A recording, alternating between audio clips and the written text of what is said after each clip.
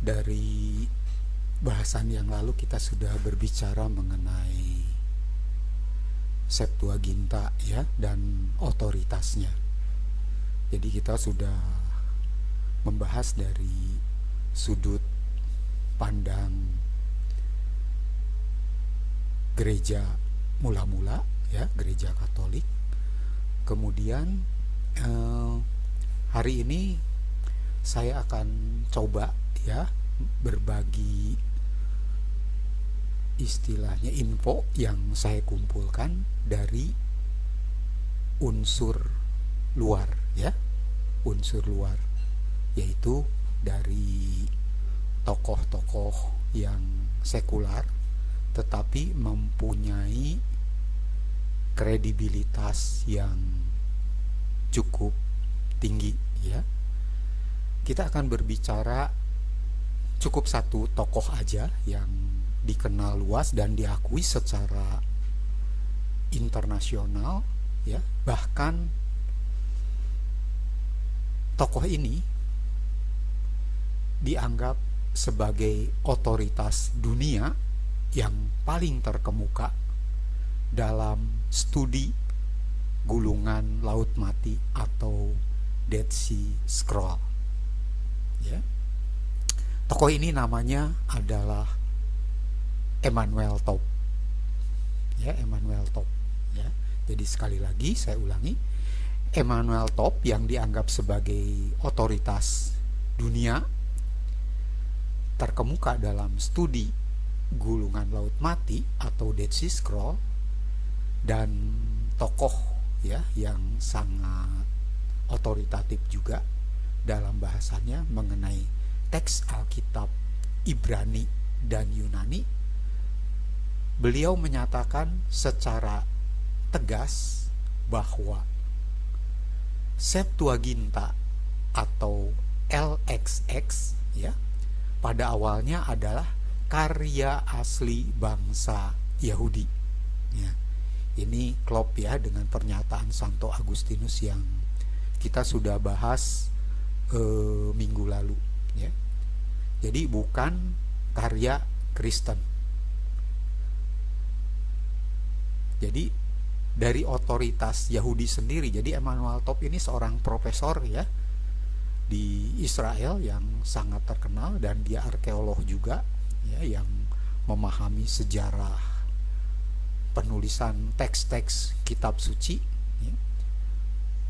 Dari otoritasnya yang begitu tinggi di dunia akademis tentu ya, ini tidak menyangkut soal ajaran dari manapun, tidak ya. Walaupun tentu dia sebagai orang Yahudi pasti akan berpikir mengenai bangsanya sendiri ya, kita maklumi ya, itu menurut saya fair-fair aja.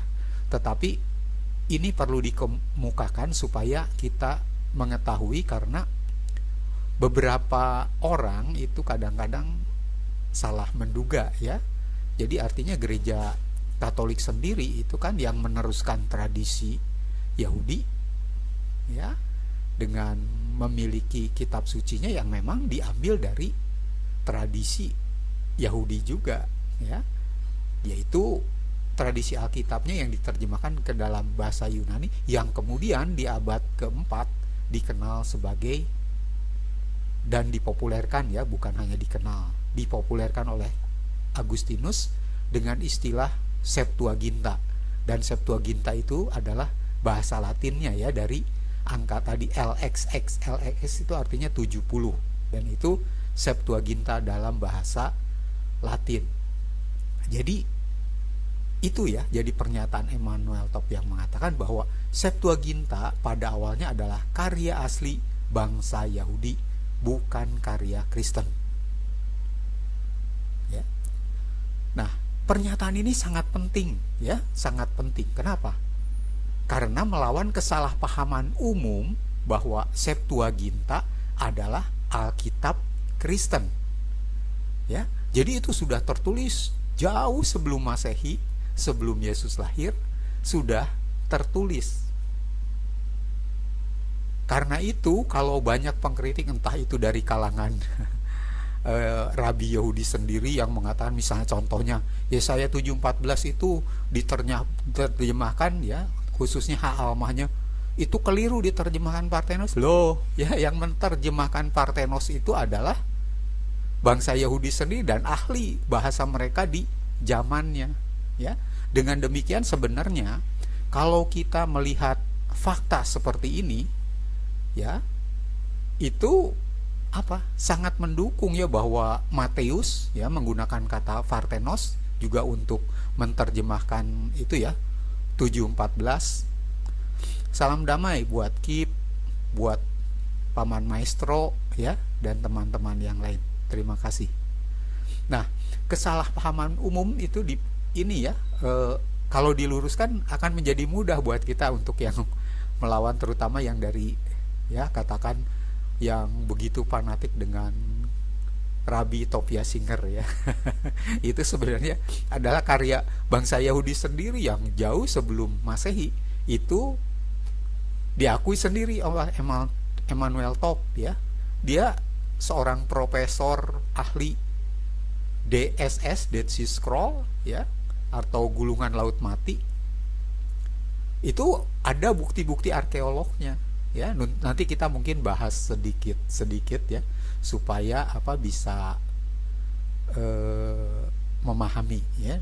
Nah, jadi saya ulang lagi ya, bahwa pernyataan ini sangat penting karena melawan kesalahpahaman umum bahwa Septuaginta adalah Alkitab Kristen.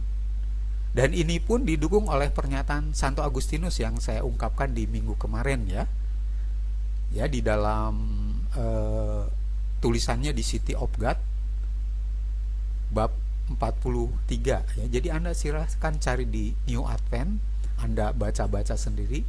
Di sana akan tertulis ya bahwa itu merupakan karya dari orang Yahudi dan dianggap paling otoritatif dari antara semua terjemahan kitab bahasa aslinya Ibrani ke dalam bahasa Yunani ya, bukan yang terjemahan yang lain ya. Yang ada yang Symmachus kan sudah saya singgung, ada yang Aquila, ada yang Theodosion, ada yang edisi kelima ya, bahkan ada beberapa tulisan-tulisan lain.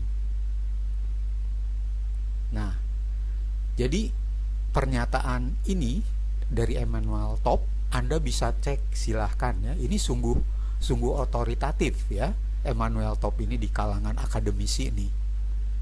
Ya, jadi makanya sangat konyol kalau ada penolakan soal terjemahan, terutama dalam hal ini ya, penafsiran. Nah, kalau Anda juga misalnya penasaran apa benar nih Emanuel Top mengatakan demikian ya, jadi Anda silahkan mengecek pandangan Emanuel Top berdasarkan karya-karyanya ya. Temanya kali ini teman-teman mengenai Septuaginta dari pandangan akademisi Yahudi sendiri ya. Tentu yang sangat kredibel, yaitu saya ambil seorang aja lah ya, yang Emanuel Top.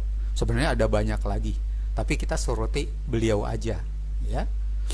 Nah, jadi kalau Anda nanti sanksi nih apa yang saya ini sampaikan ini ngaco-ngaco gitu ya, silahkan Anda cek dalam karya-karya Emanuel Top, misalnya Textual Criticism of the Hebrew Bible ya.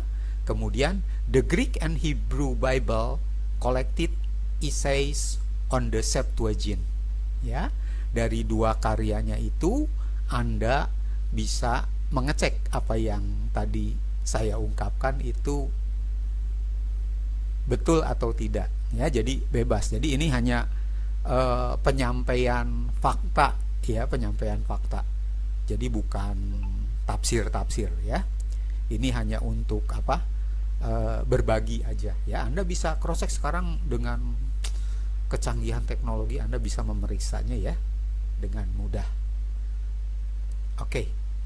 Kemudian kita coba lagi melihat konteks sejarah menurut Emanuel Top ini ya. Jadi dalam pernyataannya itu Emanuel Top menekankan fakta historis yang berikut ya. Jadi waktu penerjemahan ya, jadi waktu penerjemahan dari yang istilahnya sekarang adalah Septuaginta ya, yang sekarang dikenal Septuaginta, yang pada awalnya itu tentu saja bukan demikian ya.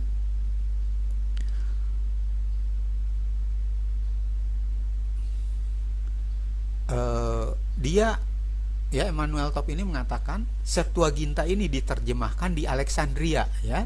Ini di Alexandria, Mesir. Jadi dimulai dari abad ketiga sebelum Masehi. Ya. Kemudian pelakunya ini menurut Emmanuel Top ya. Jadi ingat, menurut Emmanuel Top. Jadi jangan dicampur adukan dengan pengertian menurut Gereja Katolik yang kita sudah bahas minggu lalu ya. Jadi ini menurut Emmanuel Top aja ya. Jadi pelaku itu diterjemahkan oleh orang Yahudi ya, oleh orang Yahudi untuk komunitas Yahudi berbahasa Yunani di diaspora, artinya di perantauan, karena mereka sempat dibuang ya. Jadi bangsa Yahudi sempat tersebar ke mana-mana ya. Jadi kita lihat bahwa yang menulis, yang menerjemahkan, jadi penerjemahannya itu dimulai di tahun 282-an ya, sekitar abad ketiga sebelum Masehi. Kemudian dilakukan oleh orang Yahudi sendiri ya, untuk komunitas Yahudi yang berbahasa Yunani di diaspora, artinya di pembuangan itu ya, di negara-negara yang bukan di Israel, yang sudah tidak mengerti bahasa Ibrani dengan baik. Jadi perhatikan ya, bahwa orang diaspora itu kebanyakan sudah pengetahuannya mengenai bahasa Ibraninya sendiri itu sudah memudar yang di luar ya. Karena itu penulisan ini dilakukan. Ini menurut Emmanuel Top loh ya. Jadi dalam sisi gereja kan kita sudah bahas yang minggu lalu ya. Kemudian Emmanuel Top merumuskan tadi selain waktu terjemahan, kemudian siapa yang melakukan penerjemahan, kemudian tujuannya ya. Emmanuel Top menuliskan ya dalam temuannya itu, tujuannya adalah untuk kebutuhan liturgi di sinagoga-sinagoga ya. Untuk tujuan liturgi, untuk pendidikan dan kehidupan sehari-hari orang Yahudi di luar Palestina ya, di luar kerajaan atau lingkup ya, ruang bangsa Israel ya kan, artinya di luar Israel lah ya. Nah, dari 3 catatan itu Top menyimpulkan, Emmanuel Top ya, menyimpulkan bahwa pada saat itu kekristenan belum ada. Jadi mustahil ya, yang namanya LXX itu yang dalam bahasa Latin disebut Septuaginta, yang tentu kalau pada zaman sebelum Masehi belum disebut sebagai Septuaginta ya, tetapi Hebdomekonta ya dalam bahasa dalam bahasa Yunani. Oke, mustahil diciptakan oleh atau untuk orang Kristen, karena orang Kristen kan belum ada. Itu adalah proyek nasional Yahudi ya, gitu. Nah, Paman XPX selamat bergabung ya kan. Jadi Emmanuel Top mengakui Sirach ya, bahkan Tobit itu sebagai Scriptura ya, jadi benar ya. Jadi itu ditemukan. Nanti kita coba bahas ya sedikit rinciannya. Kita lihat fakta tulisan Emmanuel Top yang berikutnya.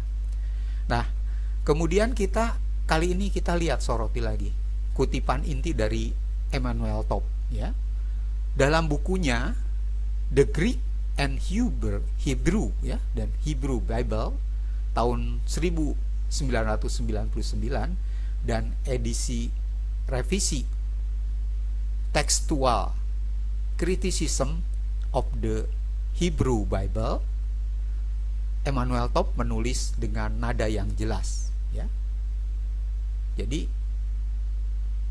the LXX was translated by Jews for Jews, ya.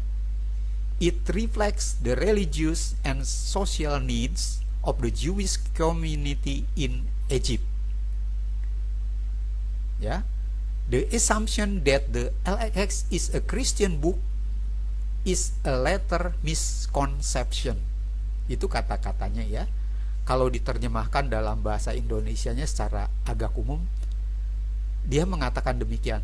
LXX diterjemahkan oleh orang Yahudi untuk bangsa Yahudi. Itu, ya, hal itu mencerminkan kebutuhan religius dan sosial komunitas Yahudi di Mesir. Anggapan atau asumsi bahwa LXX adalah buku Kristen adalah kesalahpahaman di kemudian hari. Ya. Salve Paman XPX, ya. Jadi jelas, ya, menjadi jelas, ya, bahwa apa yang diungkapkan itu begitu. Makanya sebenarnya, ya, kenapa kok seringkali saya menekankan ini, supaya tahu bahwa yang mengkritik, bahkan Rabi Topsinger misalkan seperti itu, ya, ya, itu mengkritik terjemahan Ha-Almah menjadi Parthenos, itu keliru, ya, konyol, ya kan, karena itu karya bangsa Yahudi sendiri, jadi bukan orang Kristen, ya, dari awalnya bukan orang Kristen yang menyebutkan itu sebagai Parthenos. Tentu saja klaim-klaim itu, ya, kalaupun ditelusuri nanti secara alkitabiah, kalau kita nanti suatu ketika sampai ke sana, itu akan terlihat bahwa klaim-klaim itu ya hanya karena itulah, ya, karena ketidaksepakatan teologis, jadi memaksakan apa yang dipikirnya untuk merebut, artinya pengertian yang menurut persepsi mereka, padahal itu nggak usah, ya, pengertian Anda sendiri silahkan Anda pakai, ya, pengertian yang dari gereja purba, ya, gereja purba, ya. Oke. Nah, Top juga menambahkan bahwa bagi orang Yahudi pada abad-abad sebelum Masehi, hebdomekonta, ya, dalam istilah apa? Yunaninya, yang dalam istilah Latinnya Septuaginta, seringkali dianggap sama sakralnya dengan teks Ibrani, ya. Soal kesakralan juga ini dianggap demikian, ya. Jadi sama sakralnya, bahkan kadang lebih disukai, ya. Bahkan kadang lebih disukai karena kejelasannya bagi penutur bahasa Yunani. Ini tulisan Emanuel Top sendiri, ya. Jadi jangan salah persepsi, ya. Jadi ini yang dilaporkan tidak tendensius apa-apa, ini sebuah fakta saja. Nah, kalau mau meriksa sudah saya katakan kan tadi, ya, di referensinya silahkan Anda coba, ya, baca sendiri di sana. Sangat mudah kan sekarang Anda untuk mencarinya, nggak perlu rumit. Cuma Anda kalau mau mengetik itu di AI, tolong ditegaskan sumbernya dari sumber yang asli, ya, jangan dari tafsiran-tafsiran para pembuat ini, ya, para pembuat tulisan-tulisan di itu, karena itu nanti sudah menjadi bias.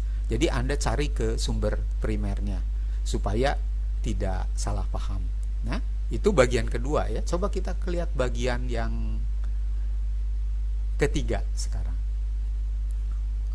yaitu analisa Top sendiri, ya, Emanuel Top sendiri menganalisa demikian. Mengapa orang Yahudi kemudian meninggalkan Septuaginta? Ya, jadi ini dari sisi Emanuel Top, ya, yang anggaplah mewakili akademisi yang masih sehat, ya, tidak hanya artinya berpegang teguh apa yang dipikirnya sendiri soal teologi, ya, ini di luar itu, karena ini temuan berdasarkan arkeolog, ya. Jadi pertanyaan dari Emanuel Top sendiri, ya, dalam tulisan, mengapa, ya, orang Yahudi kemudian meninggalkan Septuaginta? Top menjelaskan pergeseran sikap ini terjadi setelah munculnya kekristenan abad ke-1 dan ke-2 Masehi. Ini kesimpulan top ya. Jadi bukan karangan ini orang Katolik, bukan ya. Silakan Anda nanti periksa seperti apa di karya di buku-bukunya yang tadi saya sebutkan. Jadi, nah, alasan yang pertama adalah kenapa ya setelah memunculnya kekristenan, karena yang pertama itu adopsi Hebdomekonta atau Septuaginta itu oleh orang Kristen ya. Para penulis Perjanjian Baru dan Bapak Gereja awal banyak mengutip Hebdomekonta atau Septuaginta ini karena itu adalah Alkitab yang beredar luas saat itu. Perhatikan ya, ini Septuaginta itu adalah Alkitab yang beredar luas saat itu menurut Emanuel Top. Jadi kelihatannya bahasa Yunani itu memang sudah menjadi bahasa internasional di saat itu ya. Jadi menyebar entah itu di Palestinanya sendiri atau di diaspora tadi ya, yang di Alexandria itu atau di Mesir yang sangat kaya ya. Alexandria itu perpustakaannya sangat terkenal ya. Seperti itu mungkin banyak disinggung oleh yang terhormat Pak Bambang Nursena ya. Jadi itu betul bahwa perpustakaan di sana memang sangat luar biasa luas ya. Nah, itu ya, jadi di abad 1 dan 2 Emanuel menunjukkan data seperti itu ya, bahwa Septuaginta atau Hebdomekonta itu adalah Alkitab yang beredar luas ya saat itu ya. Mereka menggunakannya untuk membuktikan mesianitas dari Yesus. Keren ya.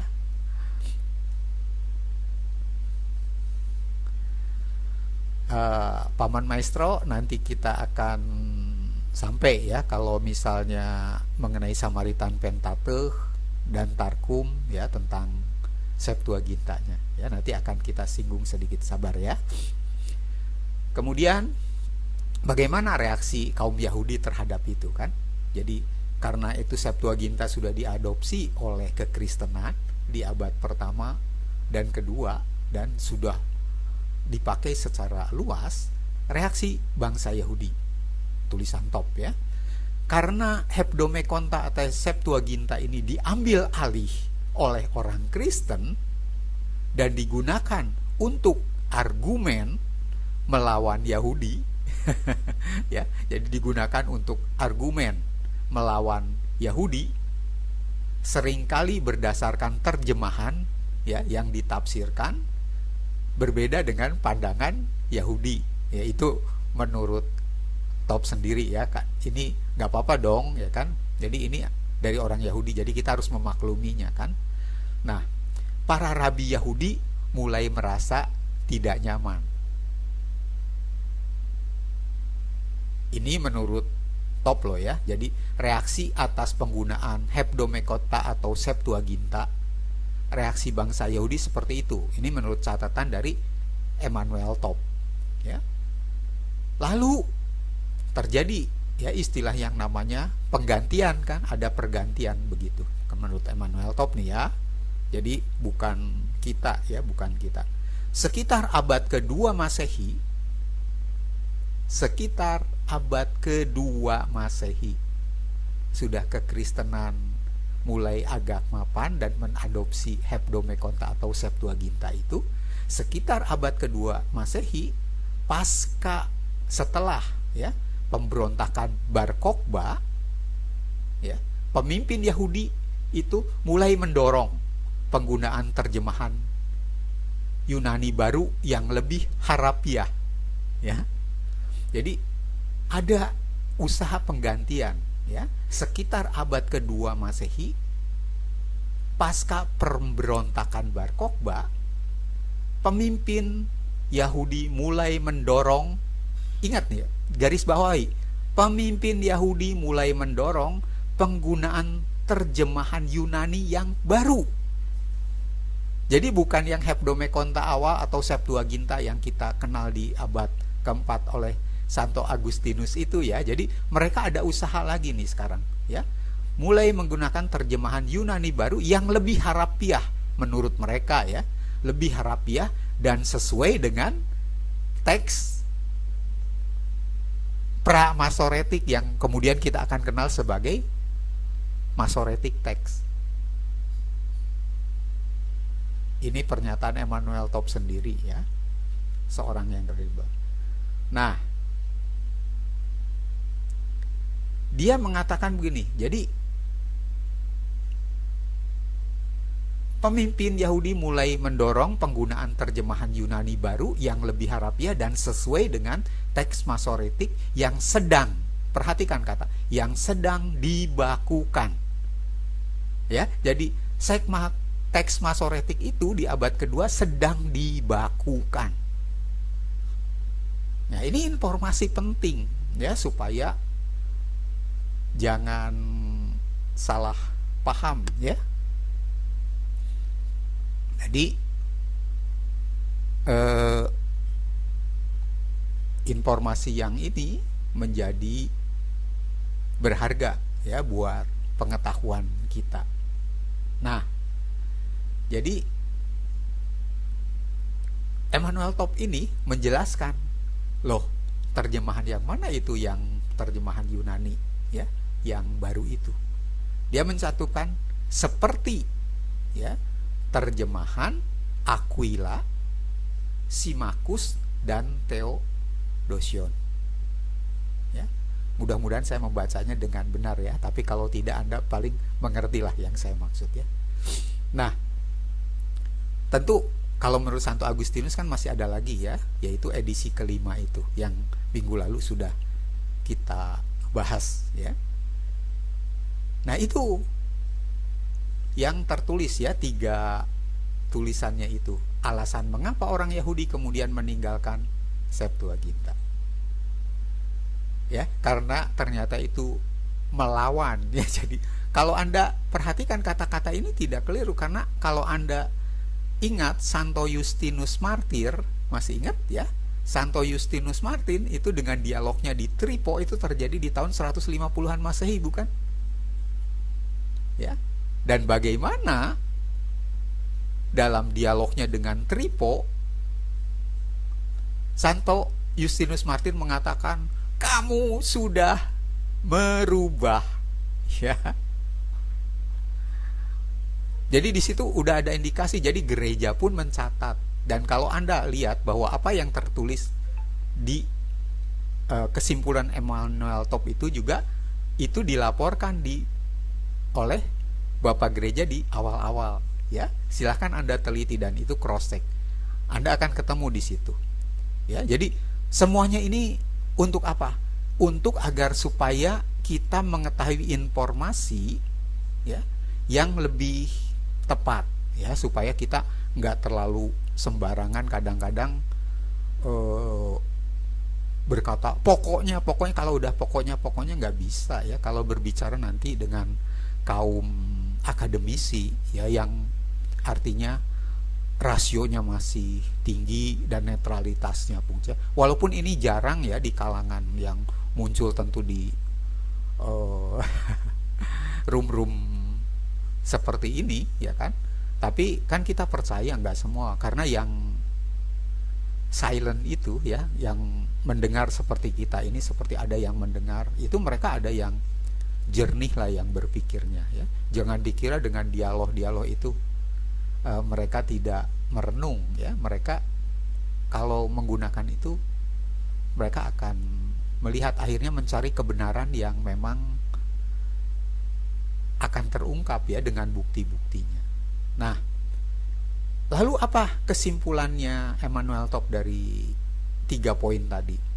Emanuel Top menulis begini, Septuaginta atau Hebdomekonta itu perlahan-lahan ditinggalkan oleh sinagog Yahudi. Ya, jadi di sinagog itu ternyata dulunya pakai Hebdomekonta Septuaginta. Tapi setelah usaha di abad kedua yang ada Aquila, Symmachus, Theodosion ya, mulai digantikan oleh itu. Tapi kan tetap tidak menjangkau semua, ya kan? Yang terutama di diaspora. Kan zaman itu jangan dibayangkan seperti zaman sekarang yang tentu gampang saja ya membagikan yang sudah ada revisi. Oh, ini penggantian kitab baru, terjemahan baru nih, TB2, ya kan, langsung disebar. Bahkan di kita pun masih tetap ya, yang TB2 udah dikeluarkan, masih banyak orang yang tetap berpegang pada TB1 karena kalau beli lagi kan lebih mahal ya. Ya. Oke ya. Jadi saya ulangi lagi, kesimpulan Emanuel Top sendiri adalah Septuaginta perlahan-lahan ditinggalkan oleh sinagog Yahudi dan menjadi eksklusif milik gereja Kristen. Itu apa yang ditulis oleh Emanuel Top, lalu dia menambah sedikit, meskipun asalnya murni Yahudi, ya. Jadi kalau Anda melihat, makanya jangan terkejut ya kalau misalnya ada teman-teman yang nanya misalnya, loh kok ini terjemahan Deuterokanonikanya itu kan ada yang berbeda ya, ada teks-teks ternyata dari teman yang, ya iya, hati-hati, itu tulisan siapa dulu ya. Tadi Paman Maestro menuliskan kan, menyinggung ada yang namanya Tarkum Onkelos ya. Jadi di dalam bahasa Aram pun ya itu ditugaskan oleh para rabi Yahudi supaya di Tarkum itu merujuknya pada teks Ibrani yang sudah dibakukan, yaitu pra-Masoretik ya, bukan Masoretik, karena waktu itu teks Masoretik belum lahir ya.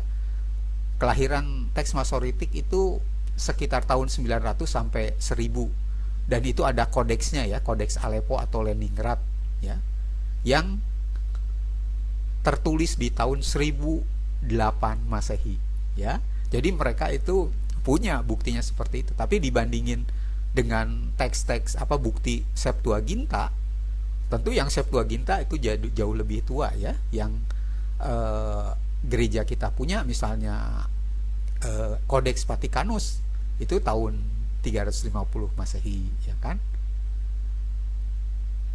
Codex Sinaiticus ya kan sekitar tahun 400-an ya. Kemudian Codex Alexandrinus ya abad ke-5 ya. Jadi yang dimiliki itu teksnya teks Yunani ya, yang ada bukti arkeolognya dan merupakan sebuah kodeks ya yang udah berupa mirip buku lah zaman di kita sekarang. Cuma mereka bagi kolomnya sampai 4 ya. Ya, jadi sampai 4. Kalau Anda bisa lah lihat sendiri, itu dicari mudah ya. Nah kemudian kita lihat yang berikutnya ya, poin yang keempat nih, poin yang keempat menurut Emanuel Top masih ya. Jadi bukti dari gulungan laut mati ya, bukti dari gulungan laut mati atau Qumran. Jadi Emanuel Top sering menunjuk pada temuan Qumran sebagai bukti fisik dari pernyataan-pernyataannya tadi ya. Jadi di gua Qumran, komunitas Yahudi ya, yaitu maksudnya gua Qumran itu komunitas Yahudi sektarian abad kedua sebelum Masehi sampai 1 Masehi. Setelah itu dimusnahkan ya oleh kerajaan Romawi. Nah, ditemukan, perhatikan, ditemukan fragmen-fragmen naskah Yunani, Hebdomekonta atau Septuaginta, bersama-sama dengan naskah Ibrani dan Aram. Ya, jadi ternyata ditemukan fragmen-fragmen Yunani atau Hebdomekonta Septuaginta itu bersama-sama dengan naskah Ibraninya dan Aramnya. Jadi di Qumran itu tidak hanya dalam satu bahasa ya ditemukannya. Nah, menurut Emanuel Top, ini membuktikan bahwa kelompok Yahudi Saleh yang dikenal kemudian sebagai suku Eseni ya, Esseni itu yang menyatakannya adalah Josephus Flavius, ya, sejarawan Yahudi juga. Di Palestina pun mengakui, ya, jadi ini membuktikan bahwa kelompok Yahudi, artinya yang Qumran itu, di Palestina pun mengakui dan menggunakan Septuaginta sebagai kitab suci mereka sebelum hancurnya Bait Suci tahun 70 Masehi. Mereka tidak menganggapnya sebagai kitab asing atau kitab Kristen, tidak, ya. Karena kita tahu, ya, Qumran itu waktu itu, ya, yang jadi teks-teks yang terkumpul itu kan sebelum, ya, sebelum kekristenan muncul. Nah, yang perlu kita pahami juga, ya, bahwa kenapa di Qumran itu diketemukan banyak? Sepertinya kan seperti perpustakaan loh. Keren sekali kan? Perpustakaan hebat. Makanya Anda merasa aneh nggak kalau Yohanes Pembaptis tiba-tiba masih kecil pun dikirim ke padang gurun, ya, tumbuh besar di sana? Jangan-jangan, ya kan? Jangan-jangan dia disekolahkan di kelompok Esseni itu. Kenapa? Karena kelompok Esseni itu yang mengklaim dia keturunan murni dari siapa? Dari Imam Sadok, ya kan? Sedangkan yang kelompok Saduki yang waktu itu di Yerusalem yang memegang bait suci itu bukan kelompok dari keturunan Saduki, tapinya Sadok, tapi bukan yang mendapat apa? Jalur imam besar Saduki yang diklaim oleh Esseni, ya. Ini menarik kalau Anda misalnya mau tahu seperti itu dan melihat, ya, bahwa ternyata Yohanes Pembaptis itu kemungkinan besar, ya, itu belajar di sana.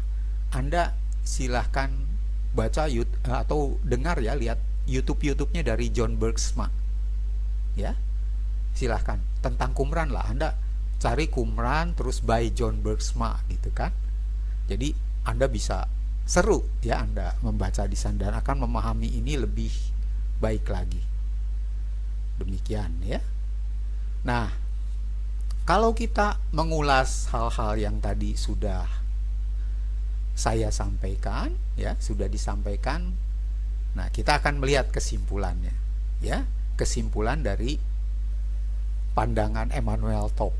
Jadi Emanuel Top ini sekali lagi ulang merupakan otoritas, ya, yang paling terkemuka bagi dunia akademisi karena keahliannya, ya, dalam menelusuri kitab-kitab dan temuan-temuan di Dead Sea Scroll, ya, sangat kredibel dan dia termasuk tokoh yang cukup netral, ya. Jadi tulisannya tulisan penelitian, tapi tetap kan jangan dilupai dia, ya, jangan dilupakan bahwa dia tetap orang Yahudi. Jadi kalau ada waktu Anda membaca karyanya ada bau-bau seperti itu, ya, pahami. Tapi buat kita yang penting adalah untuk menekankan tadi itu, ya, sebenarnya poinnya ini disampaikan bahwa Septuaginta atau Hebdomekonta itu adalah karya bangsa Yahudi sendiri. Artinya ada terjemahan-terjemahannya yang termasuk yang kemudian ada kita kenal sebagai kanon kedua atau Deuterokanonika itu, ya, itu diterjemahkan oleh bangsa Yahudi sendiri. Jadi jangan kemudian seolah-olah orang Kristen menerjemahkan, ya, tidak, ya kan? Karena tokoh-tokoh rasul kita semua juga orang Yahudi pertama, ya kan? Bagaimana mereka yang orang-orang Yahudi yang pertama itu memakai Septuaginta dengan sembarangan, ya kan? Tidak mungkin, karena kalau menurut Top itu tadi, itu yang beredar luas saat itu di zaman itu. Ini menjadi penting buat kita, ya. Jadi kita lihat sekarang kesimpulan yang apa yang sudah kita bicarakan secara singkat tadi, ya. Rinciannya belum, ya, sabar. Nanti kalau kita lihat nanti sedikitlah saya bagikan rinciannya, ya.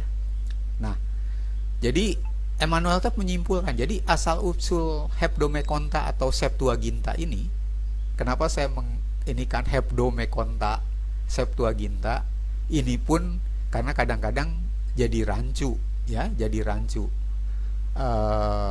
nanti kita bisa dialogkan kalau ada orang yang penasaran ya. Jadi asal usul kata menurut Top ya, poin 1 ini mengatakan Septuaginta atau Hebdomekonta adalah produk Yahudi murni.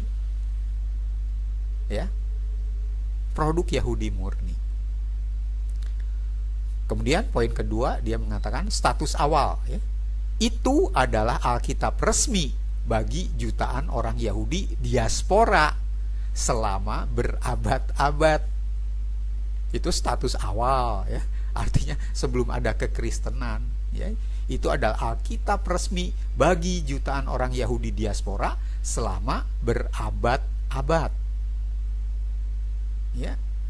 Kemudian poin 3 dia mengatakan perubahan status. Nah, jadi perubahan status ya, reaksi dari bangsa Yahudi, penolakan Yahudi terhadap Septuaginta atau Hebdomekonta adalah fenomena pasca Kristen.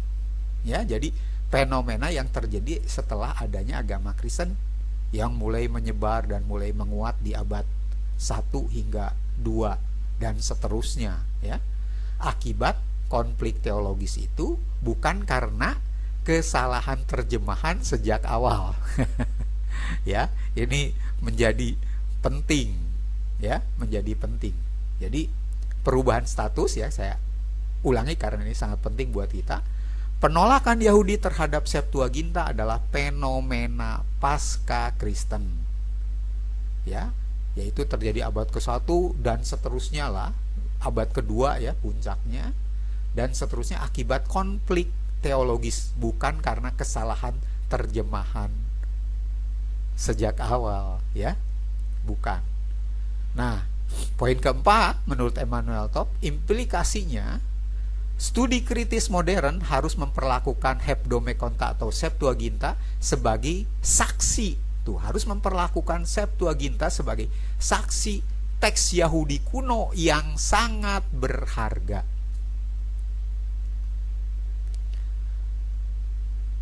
Selain sangat berharga, setara ya, dan dia tulis setara.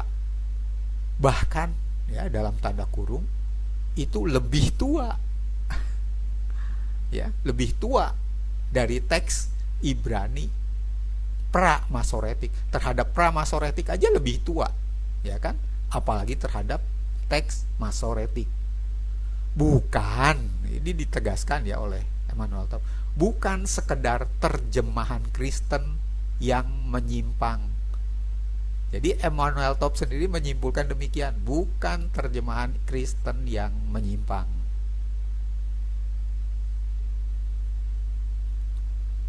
Jadi jika kita mencari otoritas akademis tertinggi, ini dari sisi akademis ya teman-teman, jadi bukan teologis. Kalaupun Anda mencari otoritas ya akademis yang tertinggi, iya, lihat Emanuel Top hasil penelitian seperti apa, apakah pernyataan itu keliru. Makanya sungguh menyedihkan ya, Tobias Singer itu seorang rabi Yahudi di zaman modern sekarang ini tidak tahu sejarah yang seperti itu. Tentu ini sebuah kekonyolan ya. Kalau Anda lihat bahwa bagaimana dia dengan berapi-api menerjemahkan, oh ini salah-salah, loh itu yang menerjemahkan orang Yahudi sendiri dan di zaman sana ya, di zaman jauh sebelum itu. Jadi sebelum ada permusuhan dengan Kristen, dia tidak berkepentingan misalnya menerjemahkan hak almah itu menjadi Parthenos ya, menjadi perawan ya, yang dianggap keliru tentu oleh Tobias Singer ya, dan teman-teman lain yang membenci, terutama ya, nggak tahu kenapa itu ya, membenci Bunda Maria. Oke, jadi sekali lagi ya, jadi jika kita mencari otoritas akademis tertinggi yang menegaskan bahwa Hebdomekonta atau Septuaginta adalah warisan Yahudi asli sebelum menjadi Alkitab Kristen, Emanuel Top adalah sumber utamanya. Yang apa? Menurut saya netral ya, karena bahkan itu dari kaum Yahudi sendiri gitu loh. Jadi kalau misalnya ada kelompok-kelompok yang begitu fanatis, dan di Indonesia kan cukup banyak juga ya pengikutnya Tobias Singer ini ya. Jadi entah itu adalah kelompok-kelompok, mungkin nggak usah saya sebutkan ya namanya ya, tapi Anda lihat bahwa itu Jadi kalau segala sesuatu nih, seperti yang diingatkan oleh Santo John Henry Newman, ya, pada saat kita melihat sejarah secara baik dan secara menyeluruh, kita juga jangan terbawa-bawa pokoknya ya. Kalau sedang membuktikan sesuatu, Anda harus dengan kepala dingin, ya kan, dengan kepala dingin kita mengajukan sebuah fakta, begitu ya. Kurang lebih itu yang dirangkumkan sebagai awal deh, gitu kan. Mungkin ada tanggapan dari Pio sendiri, silahkan, atau dari teman-teman.